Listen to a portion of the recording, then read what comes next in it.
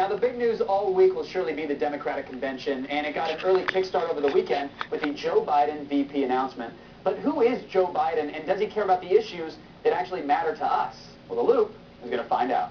This is a good topic to cover, and a good way to present it. Joining us from just outside the Democratic National Convention in Denver, Colorado to help us make sense of everything, Chief Political Correspondent and Senior Writer for CNETsNews.com, Deklan McCoulgh is here. Declan, how are you, sir?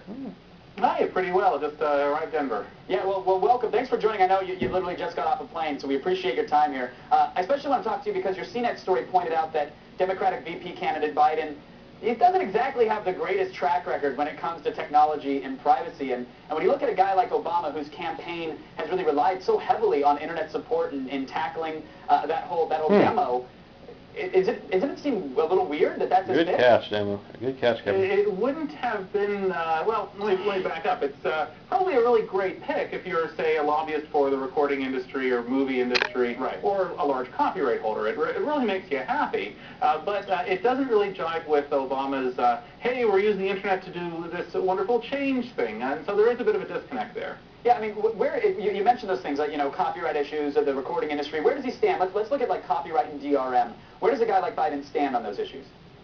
Yeah, on copyright and DRM, he's one of the recording industry's best friends on Capitol Hill.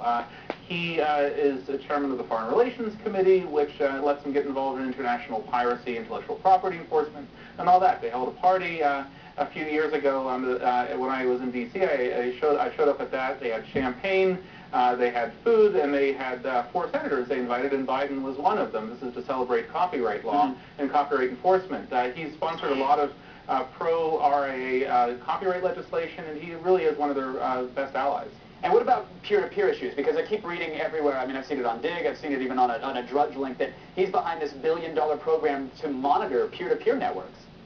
That's right. We covered it earlier this year. Waste that much money. When he said, I think it was in March, hey, let's spend $1 billion to monitor peer-to-peer networks. Why not? And then he introduced a bill a month later. It cleared out of committee. It's still waiting for a floor vote. But that bill would allow the Justice Department to monitor peer-to-peer networks, specifically build software, because he thinks there's illegal stuff happening on there. Actually, is probably right, but monitoring may not be the best solution. Does he really? Do you get the sense that Biden really knows what's going on, or is he just that old guy shaking a stick saying, "Get those kids off that Napster"? Because I'm told to say that, Maybe a little of both. I mean, a lot of this on Capitol Hill can be staff-driven.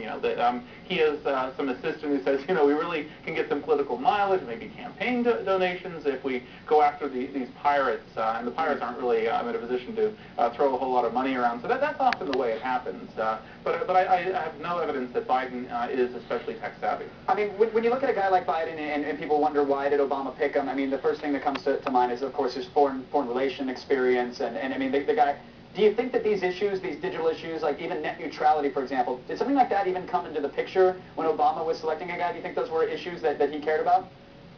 Probably not. Think about it this way.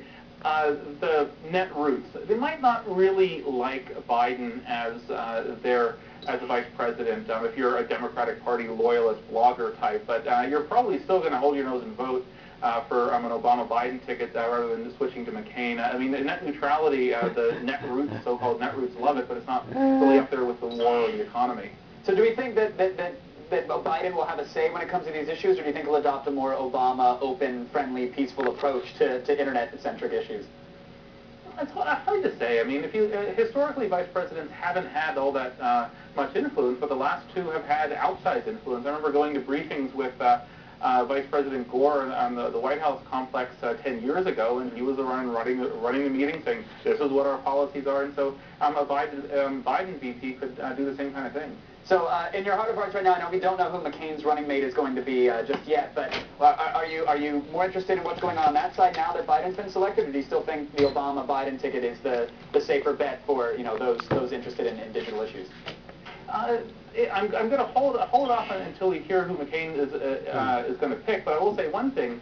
The Libertarian nominee, I wrote an article about him last month, Bob Barr, He's out there campaigning exclusively and extensively on digital privacy issues, saying, if you care about online stuff, I'm your man.